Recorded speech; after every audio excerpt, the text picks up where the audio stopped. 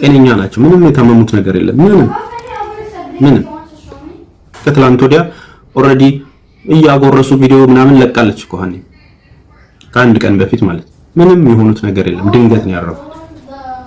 በቃ እግዚአብሔርና ይጠብቃችሁ። እናንተም እንደዚህ አይነት ድንገት ከሆነ ነገር ይጠብቃችሁ። ፈጣሪ እናቶቻችሁን ይጠብቅላችሁ። ሰው ቤት ገብታችሁ የምትፈተፍቱ ግን እግዚአብሔር ይስራችሁ። ይሄ የደረሰ ፋዘም የደረሰባቸው ነገር የግርሳት የሚሆነው ለደረሰበት ሰው ነው። የእናትን ፍቅር የሚያቅ ምን ማለት እንደሆኑ እናቶቻችን የሚያቅ ትርጉምን ነው የሚቆጨው የግርሳት የሚሆንበትና ይብላኝ። እነሱስ ወደ ፈጠራቸው ነው ሄዱት።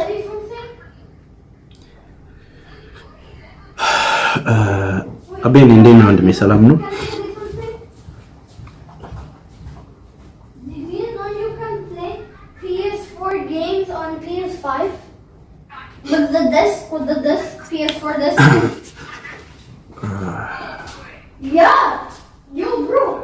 በጣም ብዙ ሰው ነው ሪኩዌስት የላከው።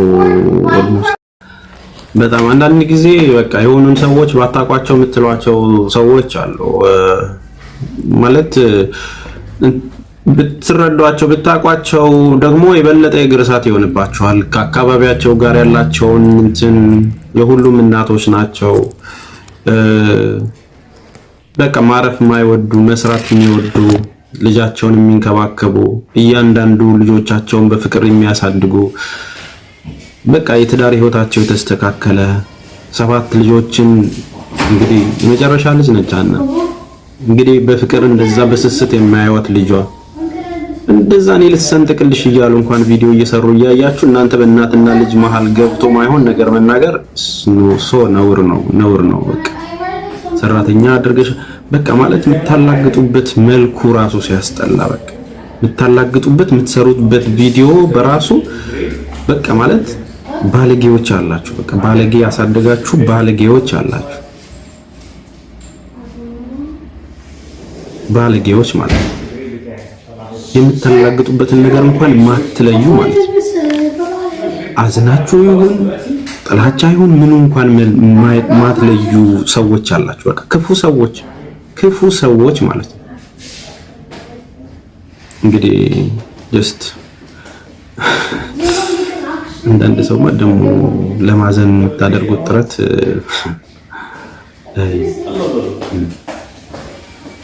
ቀን ነው የሚያነሳው፣ ቀን ነው የሚጥለው። የምሬ ነው የምነግራችሁ።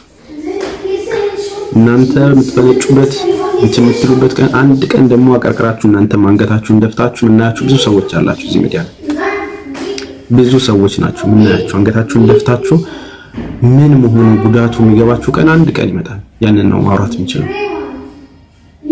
እናንተ ከእናት እንዳልተፈጠራችሁ ከቤተሰብ እንዳልተፈጠራችሁ በቃ እሳቸው መስራት ይወዳሉ። ያንቺ እናት አይሰሩም።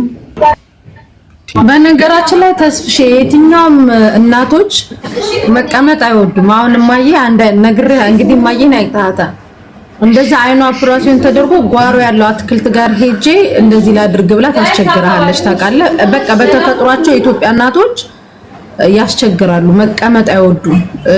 ሰው ደግሞ እሷን ችግር የለም ልጃቸው ቲክታከር ናት ምናምን ማናችንም ብንተችን ብንናገርም ችግር የለም።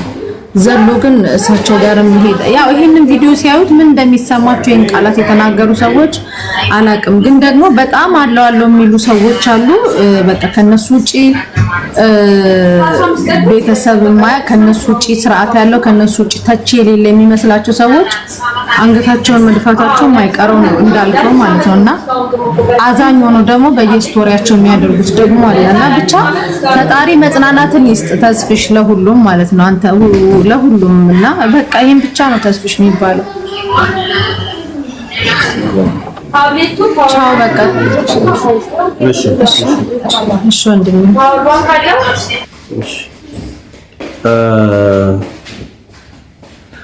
ለማንኛውም ቤተሰቦች ካፋችሁ ተቆጠቡ፣ ግዴላችሁም ካፋችሁ የሚወጣውን ነገር እንትን በሉ። እነሱንም እግዚአብሔር ያበርታቸው፣ እግዚአብሔር ያበርታቸው። ከባድ ነው የደረሰባቸው ነገር። ያው እሳቸው እንግዲህ በድንገት ነው ያረፉት።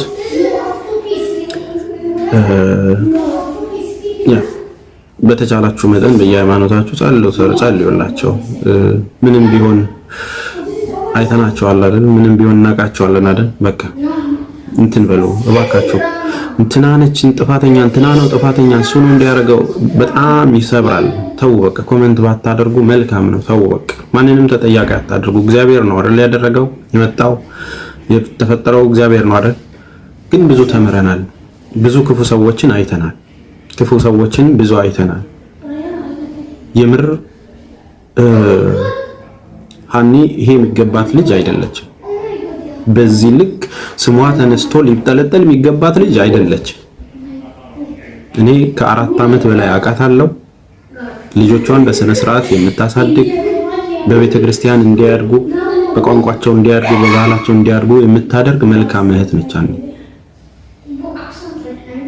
በየትኛውም መልኩ ማለት ነው ባህሏን የምትወድ ግን በቃ አያችሁ ስትረስ እኮ አለ እኮ አይደል? ሰው ያስጨንቃል። ሴቶች ታውቁታላችሁ አይደል? ስታረግዙ የምትጨነቁበት ጊዜ አለ አይደል? በወሊድ ጊዜ የምትጨነቁበት ጊዜ አለ አይደል? ስትረስ ውስጥ ሆና ከወለደች በኋላ ምን እንደሚገጥማት ስትረሱን ታውቁታላችሁ የወለዶቹ እናቶች አይደል? ያ ነገር ተስተካከለ ብለን አይ ቲንክ ፊል እንዳታረግ እንደሌላው እኮ ቪዲዮ መስራት ይቻላል። እንዲህ ያደረገች እንደዚህ ያደርግ ጎራ ለይቶ መናገር ይቻላል እኮ። በቃ የሆነ ነገር ላይ ምክንያቱን ውስጥ ለማስታረቅ ምክንያቱ ነው። ይሄ ሁሉ ሚዲያውን ሲያጥለቀልቀው ጎራ ለይቶ ሲሰዳደብ ኦልሬዲ እኔ ደውዬ ሁለቱም ጋር ሀኒ ጋርም ደውዬ ሰይፉ ጋርም ደውዬ ያለውን ነገር ግልጽ ተብሎ እውነታውን እንዲረዱ ተደርጎ አስማምተን ደስ በሚል ሁኔታ ተለያይተን 4 ቀን ሳይቆየው የተለያዩ ሰዎች በሰሩት ቪዲዮ ደግሞ ሰራተኛ ያደረገቻቸው አጀንዳው ቀዘቀዘባቸዋል። እነሱም ማያሰቡት ጎራ ተለይቶ ብዙ ለመሄድ ነበር። አያችሁ እኔ በመሃል ገብቼ ሁለቱን ሳስታርቅ ያለው ነገር ሲስተካከል ሁሉም ጸጥ አለ። አጀንዳው እንዲቀዘቅዝ ማይፈልጉ ደግሞ ወደ እናት ዞሩ ማለት ነው። አሜሪካ ላይ እናቷን እንደዚህ እሳቸው ስራ ስለሚወዱ ነው።